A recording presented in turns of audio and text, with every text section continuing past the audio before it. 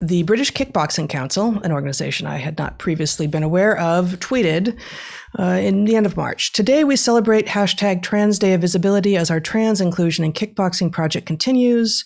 Access to sport, they say, is a fundamental human right supported by the Olympic Charter. Please read Emily's story and check out Mermaids UK's brand new Active About Inclusion website below.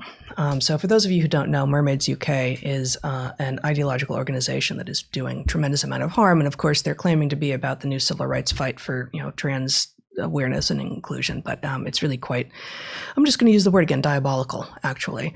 But when you go into this site, what you find is that the British Kickboxing Council is proud that now they're going to let trans women compete against women. So I said in response to that, quote tweeting, for those of you who are unfamiliar, blissfully unaware of Twitter, what I said was, this week in progress, men can kick women for fun, and if you object, you're the problem.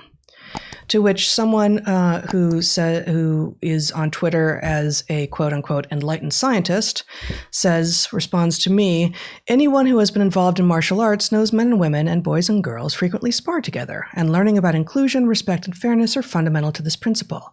I'm not sure what the problem is here. I mean, really, probably we can just leave it there. But anyone who invokes the cool fact that at this point in history, certainly girls and boys, but let's put that aside for the moment, but that men and women can get together and engage in sport together, including martial arts, on a friendly basis, conflating that with competition, which pretends that men and women are the same and that all you have to do to turn from one into the other is to declare that you have, is so misunderstanding of reality and frankly so misogynistic and dangerous to women who would compete that not being able to finish a tweet with, I'm not sure what the problem is here. Well, really, if you can't see what the problem with encouraging men who've declared themselves women to compete in kickboxing against women is, I'm not sure how to help you. Like, what do you say to him? Yeah, well, as you're talking, I'm seeing the picture even more clearly. Terrific. Go for it. Here's what I see. You've got two sides of this argument. One of them says trans rights, right? It sees only that as an objective. And who could object? Trans rights. Trans rights are good. I would agree. Trans rights are good. There's the other side that recognizes that there's a tension between something, which is you would like to give trans people as much leeway to live in a way that feels authentic and right to them as you can, but that if you just simply grant them every right as if they were born into the other sex, that you start infringing on things like the protections of women. And so one side is engaged in a discussion of how do we draw this line so that the ideal balance is discovered, right?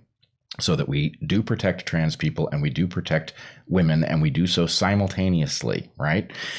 And the other side only wants to talk about one side of a trade-off. Now, in my opinion, the side that wants to talk about one side of a trade-off is not offering anything. It is an act of purest advocacy, and we have an obligation not to listen. In some sense, it's not even a complex systems level problem. It's just a systems level problem.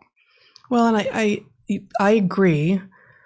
But also there are places in this discussion about trans rights where, all reasonable people I've ever met are interested in accommodating people such that they can feel respected regarding the choices they are making, so long as no impinging is done on pre-existing rights of other people. And so especially when what is required is I declare myself X, but actually, we all know that I'm not, but I declare myself X, that at that point, I am not interested actually in giving up any of the hard-won rights of women or children or homosexuals or, to sort of go slightly smaller with each group in terms of the number of humans who are represented in each group, or female competitive athletes, right? And so, sport is a human right. I don't know where that came from, but imagine for a moment that you believe that to be true.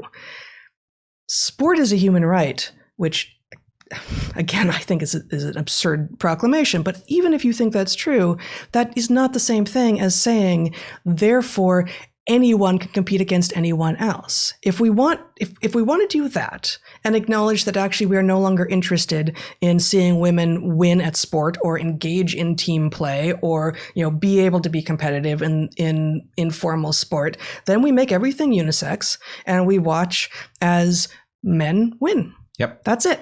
Right? And the trans women won't win either against the men, but they will win against the women. And sure, there are always going to be a couple of exceptions, and that does not disprove the rule. Because populations and individuals are different. And at a population level, men are going to be stronger and faster and fiercer in all of this than women. And therefore, the elite among them will be as well. Yeah. And in fact, the tail of the distribution is what the competition ends up being about. Exactly. And that is why this response from this whatever adjective he used for himself, this scientist, is insane. You're talking about the tails of the distribution. Encouraging men and women to spar with one another as they're both learning to figure out, maybe some of the moves that men and women do that are different. I don't kickbox. I don't do martial arts. I don't know what they would be, but that could be informative. That could be interesting. It's not the same as competition. You're not talking about the tails of the distribution. Right. So I guess another way to look at it is the accusation that is supposed to limit, you're not supposed to have permission to discuss the difficulty of trying to protect trans rights in the context of pre-existing rights. So we don't have that permission yet. So we get stigmatized.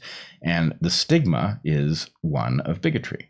Now, how can it be bigotry if the description of the position that you hold is, yep, I am open to granting any right to somebody to live as they want to live up until the point that it starts infringing on other people's rights?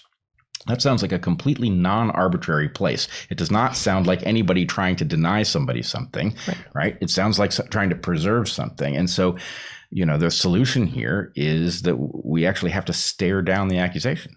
Yeah. Like, this has zero to do with bigotry. This is not about wanting anything ill for trans people or not favoring living authentic lives. I'm going to go further. I think too often it has a lot to do with misogyny, actually. Well, I agree. Not only does it have nothing to do with bigotry, but the people who are claiming that those of us who are trying to defend women's spaces and all the rest of it, those people who are saying you're bigots, very often what they're engaging is misogyny, and sometimes it's even conscious. Well, so I think a good way to ask the question is, given these two positions, where are the bigots?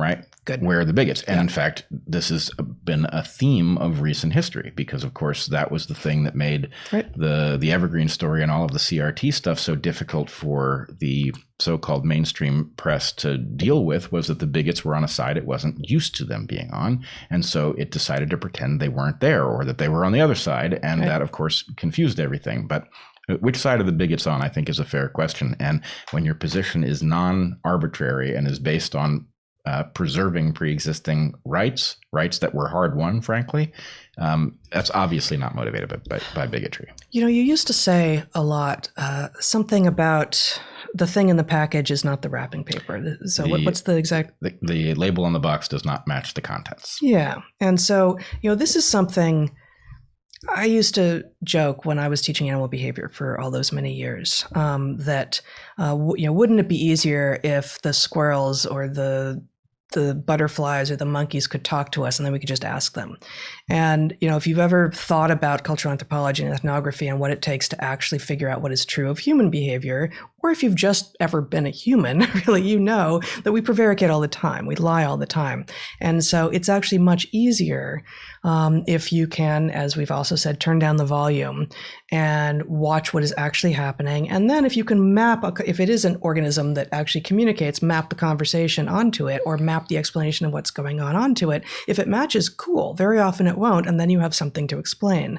And so, it's actually easier to do animal behavior than it is to do human behavior because they're very much, the animals that you're watching are very much less likely to lie to you. You have to learn some different skills and you have to learn different kinds of patience and all of this. But at least they're not trying to convince you in exactly the mode of communication that you have as your most fundamental mode. And so this thing that people are doing where they're like, all I have to do is slap a label on the thing and everyone seems confused. They said he was a racist. He must be a racist. They said she was a transphobe. Must be a transphobe. Like, it's literally costs nothing to say that about someone. right? There's no fact checking that is even expected behind name calling. It's a simple epithet. Right. And in fact, some of these things are, it just simply takes the form of a description of a moral failing, right? Turf, right? Turf is leveled as if it is a dire failure of character, when in fact it doesn't even superficially add up to a description of what it's talking about, right? Trans exclusionary radical feminist, a traditional minded person, is not a radical, so the basic point is, it is like saying it's j'accuse with a kind of empty placeholder, and for some reason people continually fall for it. Yeah.